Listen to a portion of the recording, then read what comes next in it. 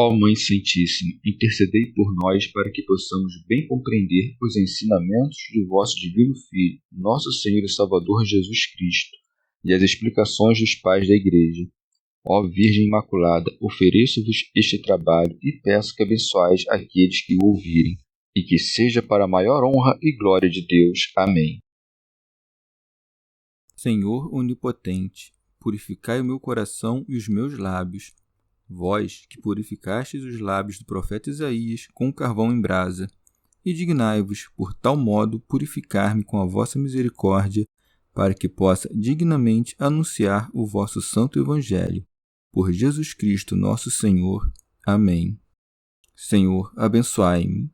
Que o Senhor resida no meu coração e nos meus lábios, para que anuncie digna e convenientemente o seu Evangelho.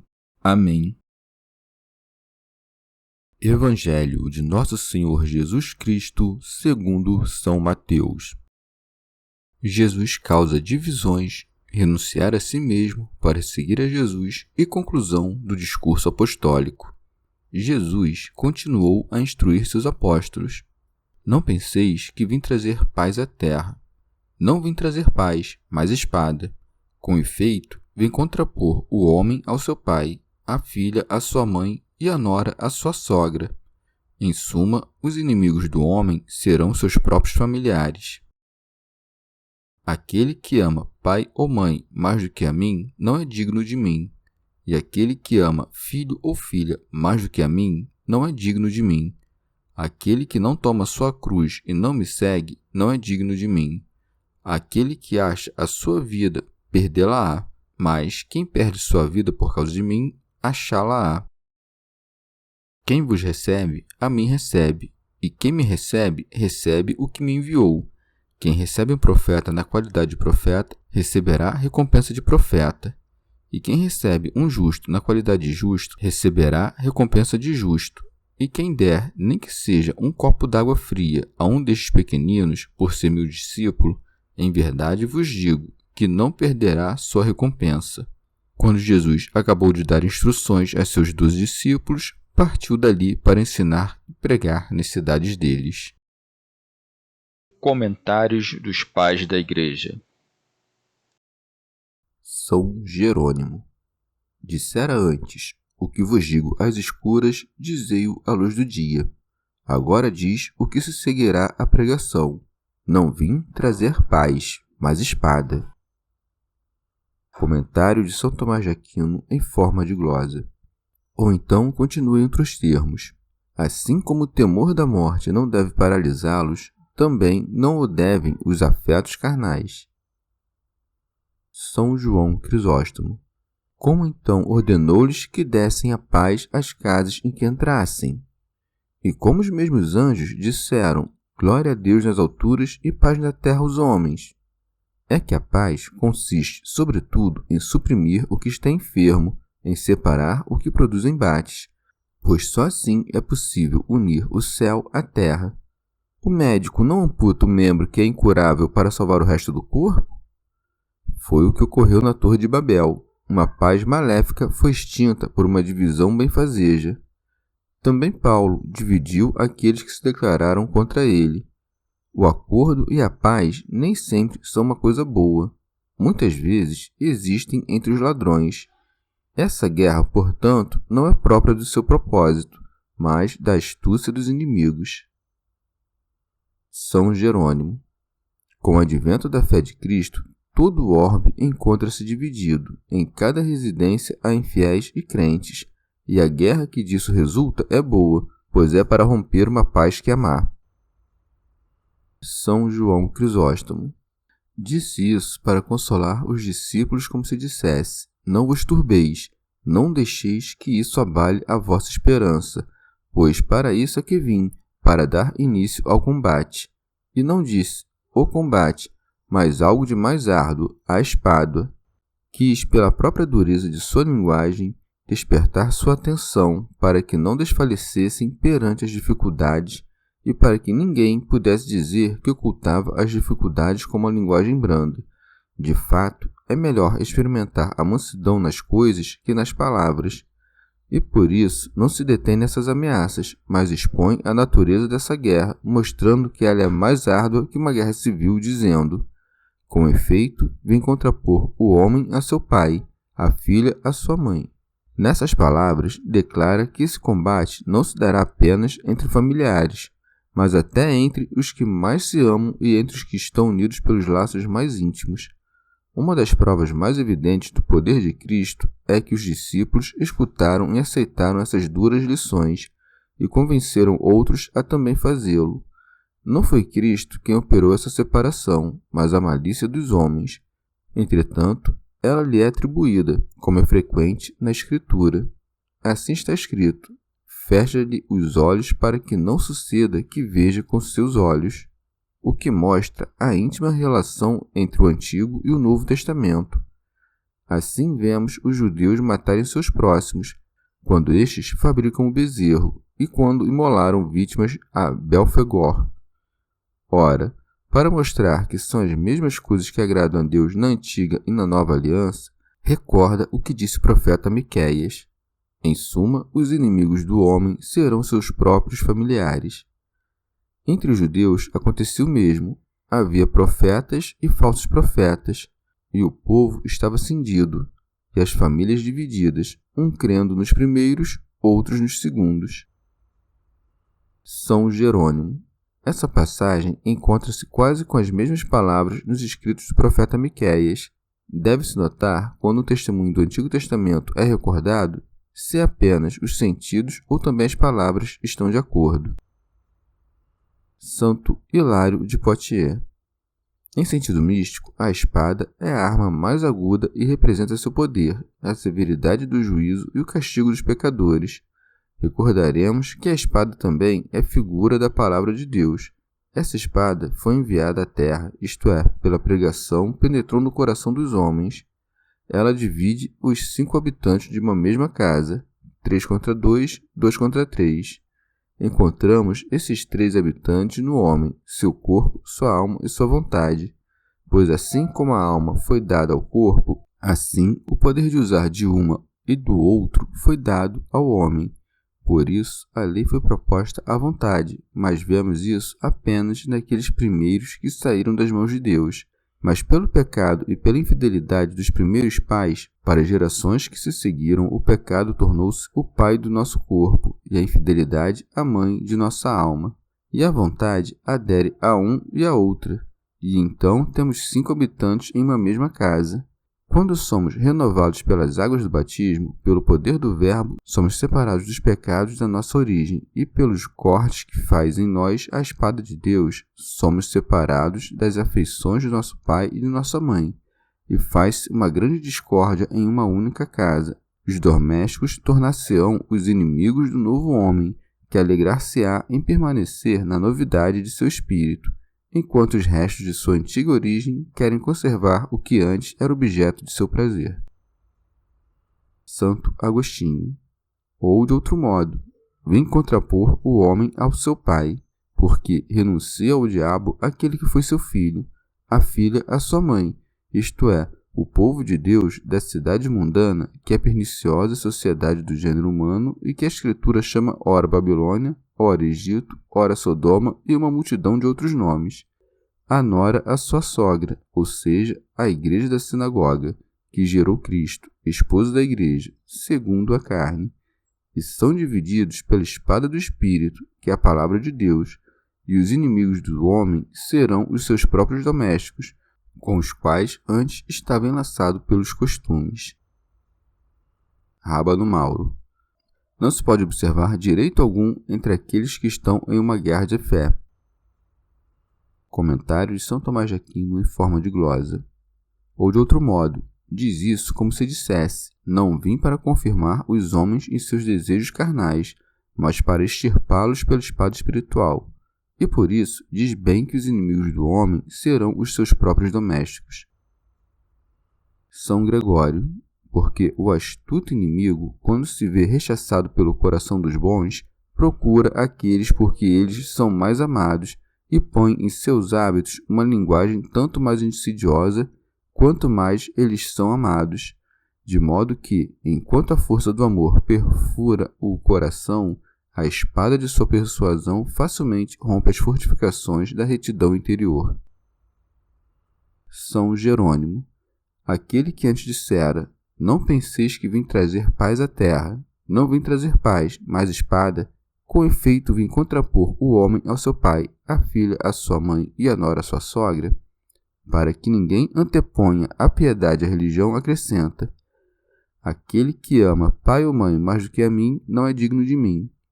Lemos também no Cântico dos Cânticos: ele desfraldou contra mim a bandeira do amor.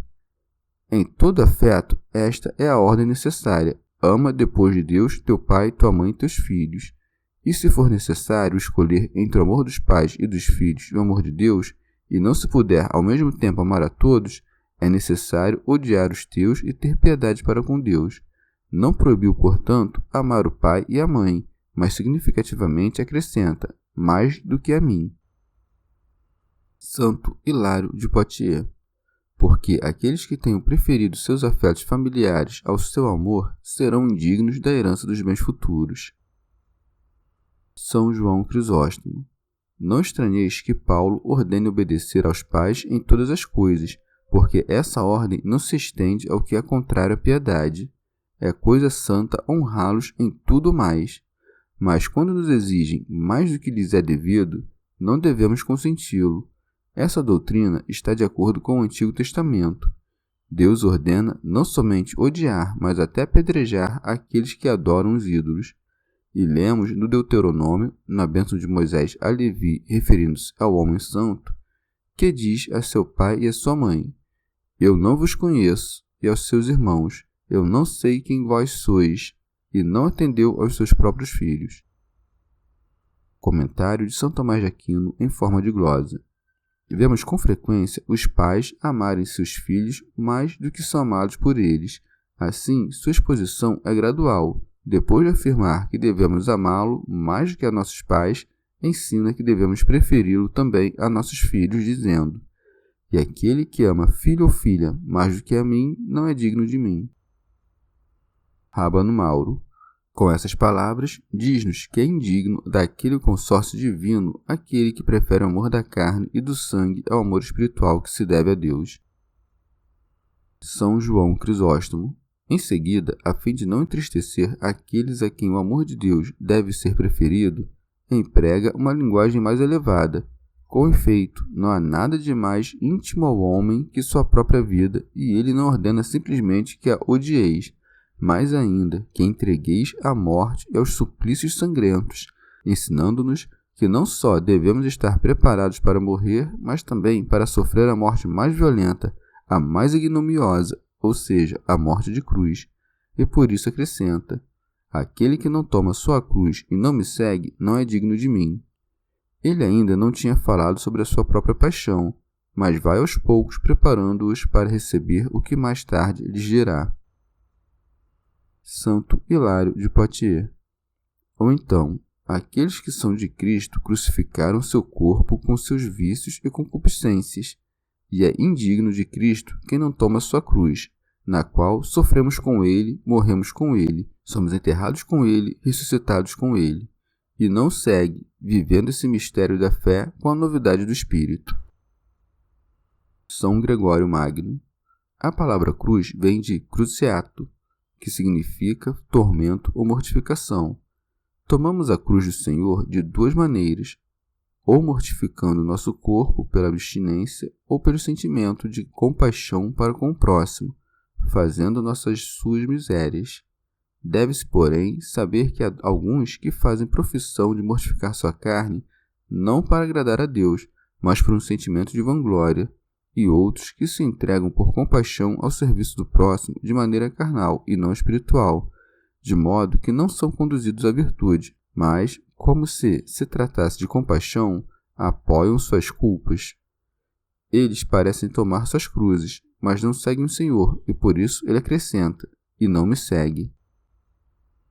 São João Crisóstomo.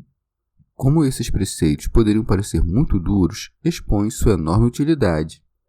Aquele que acha sua vida, perdê-la-á, mas quem perde sua vida por causa de mim, achá-la-á. como se dissesse: não somente esses sacrifícios que vos imponho não vos causarão mal algum, mas recolhereis deles preciosos frutos, ao passo que um comportamento oposto vos será prejudicial. Como sempre, toma seus argumentos daquilo que os homens mais desejam, como se dissesse: por que recusais desprezar a vossa própria vida? Porque a amais. Mas é justamente por isso que deveis sacrificá-la, para que então ela receba maiores recompensas. Remígio de Auxerre. A alma não significa aqui a própria substância da alma, mas a vida presente, e é este o sentido dessas palavras. Aquele que busca sua alma nesta vida, ou seja, aquele que deseja esta vida com sua luz e seus prazeres e volúpias, e que procura conservá-la para sempre, vai perdê-la, isto é, prepara sua alma para a condenação eterna. Rábano Mauro. Ou de outro modo, aquele que quiser salvar sua alma para a eternidade não hesitará em perdê-la, quer dizer, em expô-la à morte. O que se segue está de acordo com ambas as interpretações, mas quem perde sua vida por causa de mim, achá-la-á. Remígio de Auxerre. Isto é, aquele que no tempo da perseguição desprezar esta luz temporal, bem como seus amores e prazeres, por confessar meu nome, encontrará a salvação eterna de sua alma. Santo Hilário de Poitiers. Assim, a renúncia da vida traz a salvação e o gozo da vida traz a morte, pois, em detrimento desta breve vida, são adquiridos os lucros da imortalidade. São Jerônimo. Ao enviar seus discípulos a pregar, o Senhor ensina-lhes a não temer perigo algum e a sacrificar seus afetos aos deveres da religião. Já lhes havia ordenado a não carregar ouro nem dinheiro em suas bolsas. É uma condição bem dura a dos evangelistas. Mas como prover as despesas necessárias, o alimento, as coisas indispensáveis à vida? Por isso, só avisava a severidade dos preceitos pela esperança das promessas. Quem vos recebe, a mim me recebe, a fim de que todo fiel creia que, ao receber os apóstolos, é o próprio Cristo que recebe. São João Crisóstomo. O que precede é suficiente para produzir essa persuasão naqueles que deveriam receber os apóstolos. Vendo esses homens heróicos que desprezavam tudo para salvar seus irmãos, quem nos acolheria com maior prazer? Assim, ameaçara punir aquele que os não recebesse. Aqui promete recompensar quem os receber. Primeiro, promete-lhes a honra insigne de receber na pessoa dos apóstolos a Cristo e a seu Pai. Por isso diz: e quem me recebe, recebe o que me enviou. O que se pode comparar a essa grande honra de receber o Pai e o Filho? Santo Hilário de Poitiers. Com essas palavras, ensina-nos que tem também o ofício de mediador, pois, se o recebemos, a ele que saiu de Deus, faz-nos entrar em comunhão com o próprio Deus, e segundo essa ordem de graças, receber os apóstolos é receber a Deus, porque Cristo habita neles e Deus em Cristo. São João Crisóstomo. A promessa dessa recompensa acrescenta uma outra. Quem recebe um profeta na qualidade de profeta receberá a recompensa de profeta. Não disse simplesmente o que recebe um profeta ou o que recebe um justo, mas acrescentou na qualidade de profeta e na qualidade de justo, ou seja, não por sua dignidade ou por seu outro motivo temporal, mas porque é profeta ou porque é justo. São Jerônimo. Ou de outro modo, como havia recomendado aos discípulos que recebessem os mestres que os ensinassem, os fiéis poderiam responder-lhe em seu íntimo: devemos, portanto, receber os falsos profetas e Judas, o traidor? Para evitar essa interpretação, diz-lhes que não considerem as pessoas, mas seus títulos, e que não perde a recompensa aquele que recebe, mesmo que o recebido seja indigno. São João Crisóstomo. Receberá recompensa de profeta e recompensa de justo, isto é, a que corresponde àquele que acolhe ao profeta ou ao justo, ou a que receberá o profeta ou o justo. São Gregório Magno. Não diz, é do profeta ou do justo que receberão a recompensa, mas a recompensa de profeta ou de justo. Talvez aquele que recebam seja justo, e quanto mais despojado ele estiver de tudo deste mundo, maior será também sua firmeza em defender os interesses da justiça. Ora, aquele que possui bens na terra e que provê as necessidades do profeta e do justo, participará do mérito de sua independência e compartilhará da recompensa de justiça daquele a quem socorrer e alimentar nessa terra. Esse apóstolo está cheio do espírito de profecia, mas seu corpo tem necessidade de alimentos, e se suas forças não forem reparadas, certamente a voz lhe vai faltar. Ora, aquele que dá alimento ao profeta, dá-lhe forças para falar, receberá, portanto, com o profeta, a recompensa do profeta, porque satisfez suas necessidades com a intenção de agradar a Deus. São Jerônimo. Em sentido místico, aquele que recebe o profeta como profeta e compreende o que este diz sobre as coisas futuras, compartilhará sua recompensa.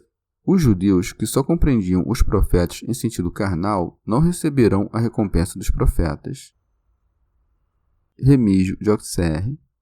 Nesse profeta, alguns veem nosso Senhor Jesus Cristo, de quem disse Moisés: o Senhor teu Deus te suscitará um profeta. Veem também nele esse justo, porque ele é justo de maneira incomparável. O que receber, pois, o profeta e o justo na qualidade de profeta e justo, isto é, em nome de Cristo, receberá a recompensa das mãos daquele por cujo amor realizou aquela ação. São Jerônimo. Poderia também excusar-se dizendo: sou pobre e minha pobreza impede-me de dar hospitalidade.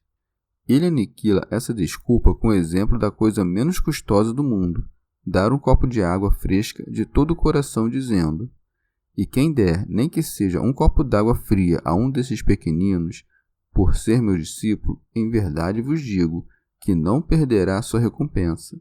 Diz um copo de água fresca e não de água quente, para que não se use ainda o pretexto da pobreza que impediria de adquirir lenha para aquecer a água.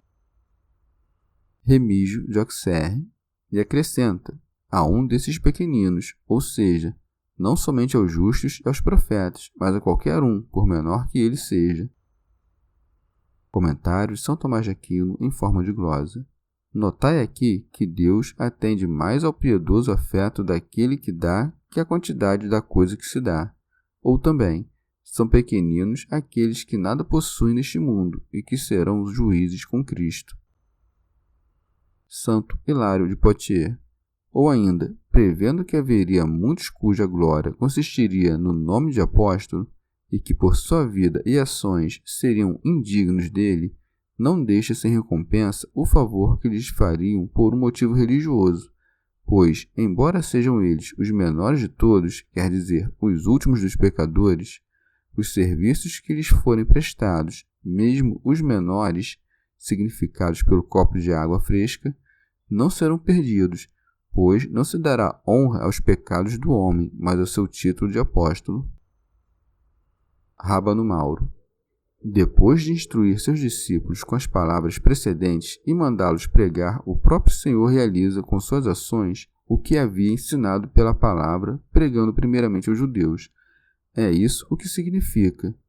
Quando Jesus acabou de dar instruções a seus 12 apóstolos, partiu dali para ensinar e pregar nas cidades deles. São João Crisóstomo. Porque, tendo enviado seus discípulos, ele se afastou a fim de que tivessem tempo e ocasião de pôr em prática o que ordenara, pois, se ele estivesse presente e agisse pessoalmente, ninguém quereria se aproximar dos discípulos. Remígio de Auxerre. Transita com beleza da doutrina especial, com a qual instruiu os apóstolos, a pregação geral para as cidades, porque descera do céu à terra para iluminar a todos. Fazendo isto, ele admoesta os santos pregadores que devem buscar ser úteis a todos. Chegamos ao fim de mais um dia de comentários da Catena Áurea. Muito obrigado por ficarem até aqui, que Nossa Senhora derrame suas graças sobre nós e até amanhã.